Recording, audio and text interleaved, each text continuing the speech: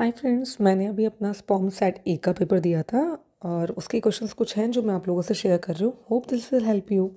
तो हमारा जो फर्स्ट क्वेश्चन है उसमें वो फर्स्ट सेकंड थर्ड जो क्वेश्चन है वो एफसीआरए का है। फर्स्ट क्वेश्चन में से एक लिस्ट दिया हुआ है, उसमें आपको बताना है कि एडमिनिस्ट्रेटिव एक्सपेंस कौन सा काउंट नहीं होगा। सेकंड जो क्वेश्चन है उसमें आपको फॉर्म बताना है कौन सा होगा जो इनकम एक्सपेंस स्टेटमेंट के लिए, रिसीट पेमेंट स्टेटमेंट के लिए एंड बैलेंस शीट के लिए होता है, वो कितने महीने में क्लोजर से अपने को पहले देना होता है। फिर नेक्स्ट क्वेश्चन है वो है can foreign contribution be mixed with local receipt, ऐसा है। फिर एक नेक्स्ट जो था वो क्वेश्चन, उसमें एक केस लॉ था जिसमें एक जो पर्सन है उसने इन्फॉर्मेशन जो है वो अपने शेयर करी है फैमिली और रिलेटिव से। तो वो था क्वेश्चन उसके उस केस लॉ के बेसिस पे था कि ये इनसाइडर ट्रेडिंग होगा कि नहीं होगा। नेक्स्ट क्वेश्चन है कि पेनल्टी ऑफ ब्रोकरेज क्या होगा। फिर है penalty to fail to deliver security और make payment of amount of investment क्या होगा। फिर नेक्स्ट जो था वो था कि जो एनसीएलटी है उसका एक केस है जो कि एनसीएलटी के पास जा चुका है। ये पूरा डेट्स की बेसिस पे था, डेट सिनेरियो पूरा ज़्यादा था इसमें। मेरे पेपर में वैसे भी मोस्टली जो क्वेश्चंस आप देखेंगे वो सारे डेट्स के बेसिस पे है कि उसमें डेट बहुत इंपॉर्टेंट है कि इस डेट पे ये हुआ है, इस डेट पे ये हुआ है, तो कौन सा डेट इसमें वैलिड होगा, वो वाला चीज़ है। तो इसमें ये था कि जो रेक्टिफिकेशन अगर करना हो एनसीएलटी को उसको, तो वो अपनी मिस्टेक का रेक्टिफिकेशन कर सकता है कि नहीं कर सकता, और कर सकता है तो कब कर सकता है। वो 2 years वाला जो था वो था, पर उसमें 4 ऑप्शन थे, उन सब में शाल करके था, पर एक ही ऑप्शन था जिसमें था एनसीएलटी में rectify it's mistake apparent from 2 years और डेट दिया हुआ था। इसी का नेक्स्ट क्वेश्चन था कि फर्दर अपील सुप्रीम कोर्ट से वो कब कर सकते हैं, 45 डेज और 60 डेज। उसमें भी सेम वही डेट था कि डेट जो एनसीएलटी के ऑर्डर की है या जो पार्टीज़ को रिसीव हुई है वो 60 डेज कब से काउंट होगा, कब से नहीं होगा, वो सेम डेट के बेसिस पे था। नेक्स्ट जो है वो है ओडीआई का जो इन्वेस्टमेंट है वो ओडीआई इन्वेस्टमेंट करना है, वो खुद हॉस्पिटल सेक्टर में है और वो हेल्थ केयर सेक्टर और एजुकेशन सेक्टर में करना चाहते हैं।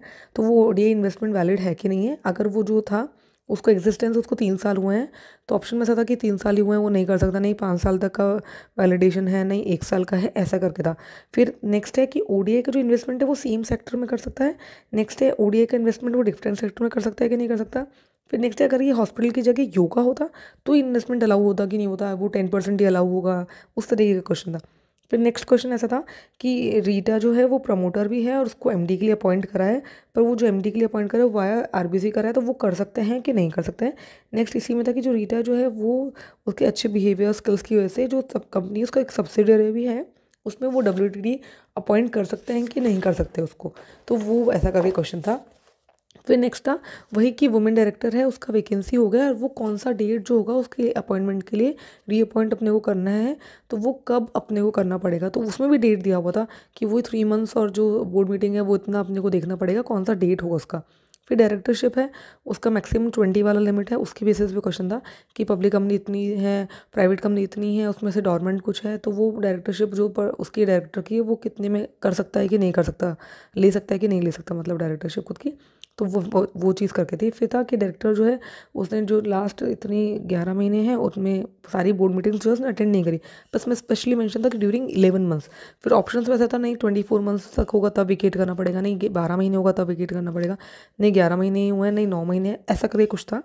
तो वो चीज़ थी। फिर था कि 0.8% शेयर होल्डर्स जो है उसने रिमूवल के लिए अप्लाई करा है डायरेक्टर के, तो वो वैलिड है कि नहीं है। नेक्स्ट क्वेश्चन है वो ऐसा था कि जो रजिस्टर वैल्यूअर है वो कौन अपॉइंट करता है। तो पहले मैंने इस क्वेश्चन में ऑडिट कमेटी कर दिया था। जब मैंने वापस पेपर गो थ्रू करा तब मैंने पढ़ा कि नहीं, उसमें लिखा हुआ है केस स्टडी में स्पेसिफिकली लिखा हुआ है कि कोई ऑडिट कमेटी नहीं है। तो फिर मैंने आंसर चेंज करके करा कि बोर्ड ऑफ डायरेक्टर्स। इसमें से था कि audit committee, board of directors, share holders, ऐसे करके था। तो उसमें फिर मैंने चेंज करा कि नहीं, बोर्ड ऑफ डायरेक्टर्स आएगा। फिर next eligibility of register valuer क्या होगी, उसमें भी 3-4 ऑप्शन थे। उसने एग्जाम पास करा है, उसका ये है, ऐसा कुछ करके था। फिर गिवन लिस्ट अपने को एक दी हुई है, उसमें से अपने को बताना है कि रजिस्टर वैल्यूअर का रोल कौन सा नहीं होता है।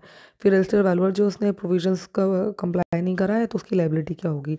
फिर एक केस स्टडी ऐसा था कि ट्रांसफर की कंपनी है, ये मैंने स्पेसिफिकली आपको क्वेश्चन लिख दिया कि ऐसा कैसा था कि ट्रांसफर है उसका जो कंसिडरेशन है वो कब शेयर होल्डर्स को देना है, उसके लिए कब अप्लाई करेगा ट्राइब्यूनल को, डिसेंटिंग शेयर होल्डर्स है, तो वो ऐसा करके था।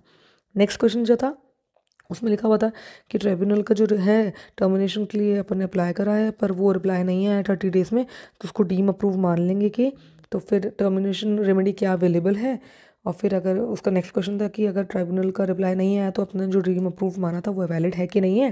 फिर नेक्स्ट है कि ऐसे 4 लिस्ट ऑप्शन दिए हुए, इसमें से इनकरेक्ट कौन सा है कि सर्च और seizure without special court permission कर सकते हैं, सर्च और seizure with special court permission करनी होती है, इसमें से कौन सा इनकरेक्ट है। ऐसा करके था।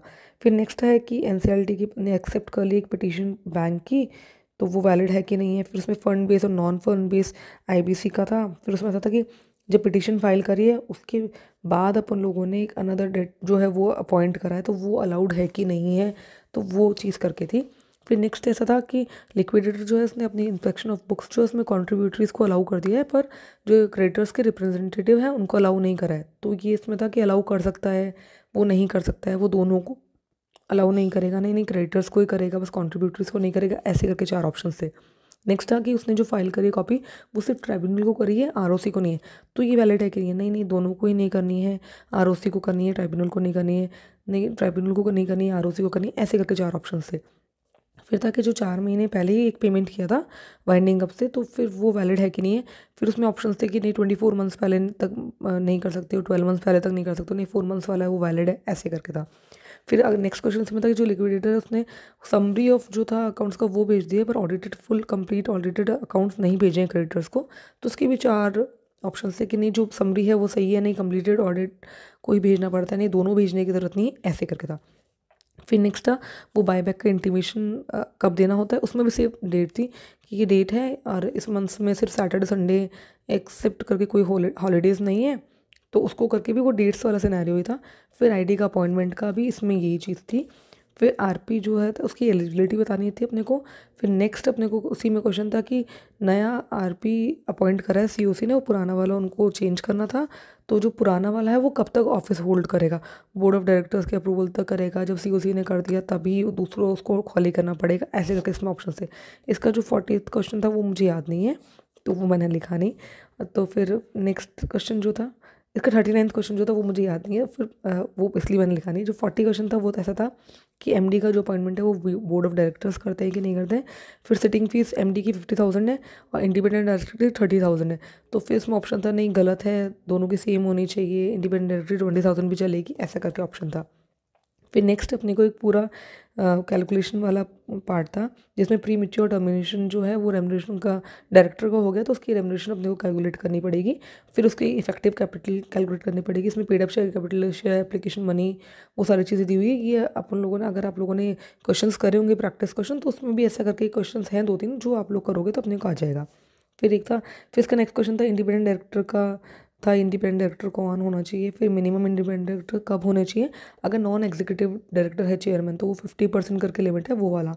फिर चेयरमैन का डायरेक्टरशिप कमेटी वाले केस में वो 10 और 5 वाला जो है वो करके क्वेश्चन था। फिर है उसमें ये वाला क्वेश्चन के बाद ये था कि टाइम लिमिट बताना है अपने को, कब कंप्लायंस रिपोर्ट फाइल करना पड़ता है कॉर्पोरेट गवर्नमेंट के केस में। फिर मैक्सिमम पेनल्टी जो इनसाइडर ट्रेडिंग का है वो कितना होना चाहिए, तो वही था 25 करोड़ मैक्सिमम। ये सबको ये वाला क्वेश्चन सबको पता होता है कि वाला आता ही आता है। नेक्स्ट ये था कि ईसीबी के ऊपर 2 क्वेश्चन थे, ईसीबी की मैच्योरिटी पीरियड कितना होना चाहिए और मैक्सिमम बोरोइंग जो है वो एलिजिबल कितना है करने के लिए। ये मेरे सारे क्वेश्चन थे जो मैंने आप लोगों के साथ शेयर करे हैं। Hope this will help you and thank you, all the best.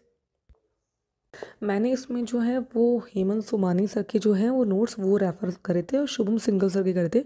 मेरे को हेमंत सोमानी सर के नोट्स अच्छे लगे थे, वो बहुत तरीके से बनाए हुए थे थोड़े कि हाँ इसमें ये पढ़ना है, वो मार्क्स करे हुआ है, तो वो चीज़ मैंने इसमें रेफ़र करी थी जो मुझे बहुत हेल्प करी।